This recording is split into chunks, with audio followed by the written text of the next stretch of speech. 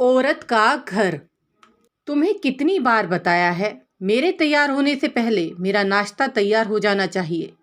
शादी के 25 साल बाद भी मुझे क्यों बार बार एक ही बात बतानी पड़ती है लता? तुम्हें क्या है? तुम तो आराम से घर पर रहोगी, मुझे काम पर जाना पड़ता है। तुम हो कि हमेशा बेवकूफ़ों जैसी हरकत करती हो। अगर तुम जानबूझकर करती हो तो याद रखना, मुझसे बुरा कोई नहीं होगा। आज भी प्रशांत का पारा चढ़ा हुआ था। इन कटु शब्दों में अपना गुस्सा उतारते हुए, गीला तौलिया कुर्सी पर फेंकते हुए प्रशांत गुस्से से लता की तरफ देखने लगा। लता के लिए प्रशांत का यह बेवजह गुस्सा कोई नई बात नहीं थी। वह महीने में 3-4 बार ऐसे ही लता पर बरस पड़ता था। पहल तो लता उसका विरोध किया करती थी, लेकिन जब कई सालों तक प्रशांत में कोई बदलाव नहीं दिखा तो लता ने खुद ही को बदल लिया। अब प्रशांत के कुछ भी कहने से लता को कोई फर्क नहीं पड़ता था। प्रशांत की हर बात वो चुपचाप सिर नीचे झुकाए सुन लेती थी।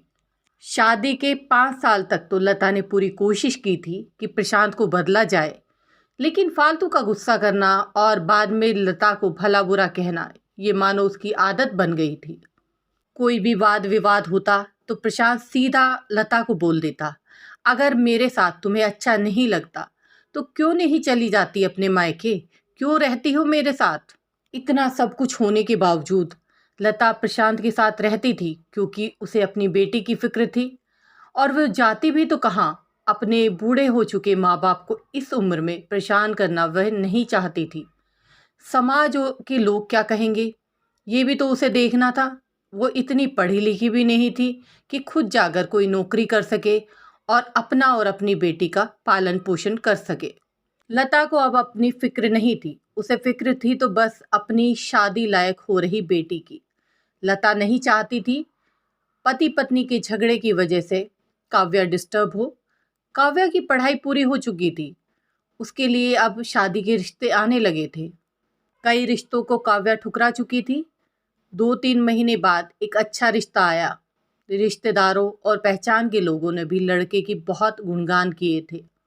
प्रशांत एक शाम अपनी बेटी के पास बैठकर उसे बताने लगा, काव्या बहुत अच्छा लड़का है, पढ़ा लिखा है, बड़ा घर है, बहुत अच्छी नौकरी करते हैं। ऐसे रिश्ते बार बार नहीं आते हैं बेटा, इस बार मना मत करना। काव्या अपने पिता से ज़्यादा बात नहीं करती थी, शायद डरती थी या शायद नफरत करती थी, लेकिन आज वो अपनी पूरी हिम्मत जुटाकर बोली, मुझे अभी शादी नहीं करनी है पापा, मैं नौकरी करना चाहती हूँ, खुद अपने पैरों पर खड़े होना चाहती हूँ। हाँ, उसमें क्या बड़ी बात है, मैंने लड़के से बात की है, वे तुम्हें किसी बात के लिए नहीं रोकेगा। तुम शादी के बाद नौकरी कर सकती हो, वह तुम्हें नौकरी के लिए परमिशन दे देगा। प्रशांत बोला, मेरा नौकरी करना या ना करना उसकी परमिशन पर क्यों डिपेंड रहेगा पापा? काव्या ने पूछा। मैं कह रहा हूँ ना, तुम्हें किसी भी चीज़ की कमी नहीं होगी वहाँ। ऐसे रिश्ते बार बार नहीं आते हैं, इसे मत ठुकरा, बहुत खुश रहोगी तुम वहाँ। प्रशांत बोला, पापा क्या मैं उतनी ही खुश रहूंगी जितनी मम्मी इस घर में खुश है? काव्या ने तंज कसते हुए कहा। आज तुम्हारी जबान कुछ ज़्यादा नहीं चल रही है? प्रशांत गुस्से से आंख बड़ी करते हुए बोला, पापा मुझे शादी ही नहीं करनी है। अगर वह लड़का आप जैसा निकला तो मैं क्या करूँगी?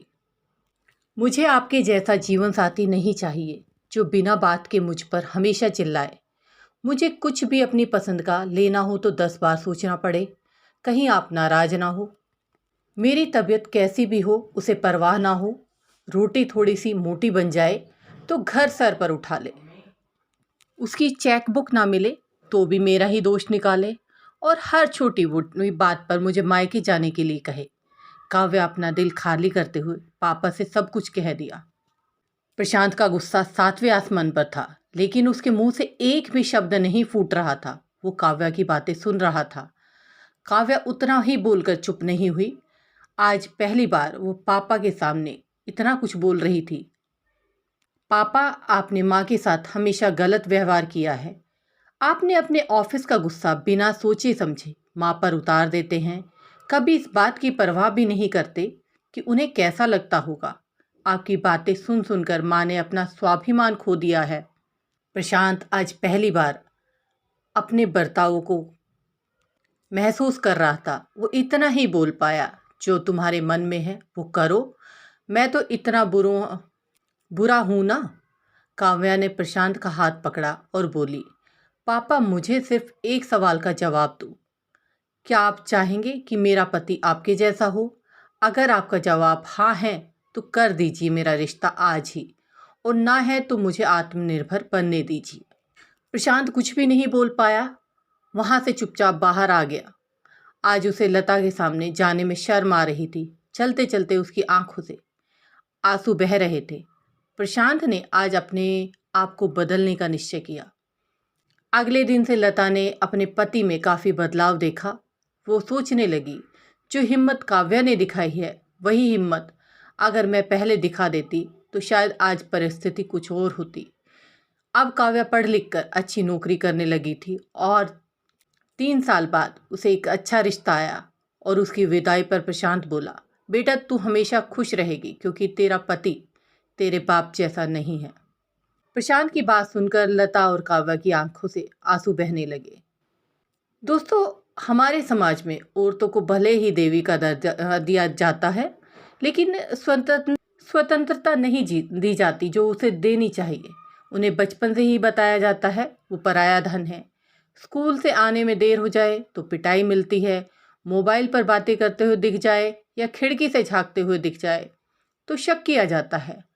माँ बाप का घर तुम्हारा नहीं, पति का घर ही तुम्हारा है। जीवन भर ये बातें बता बता कर उसे ससुराल भेजा जाता है और एक ही दिन किसी छोटे मोटे झगड़े में ससुराल वालों से सुनना पड़ता है कि इस घर को छोड़ दो, अपने मायके चली जाओ। अभी आप ही बताओ, औरतों का सच्चा घर कौन सा है? आखिर वह किस घर को अपना कहे? आज की कहानी आपको पसंद आई हो तो लाइक, शेयर और कमेंट जरूर करें। थैंक यू दोस्तों।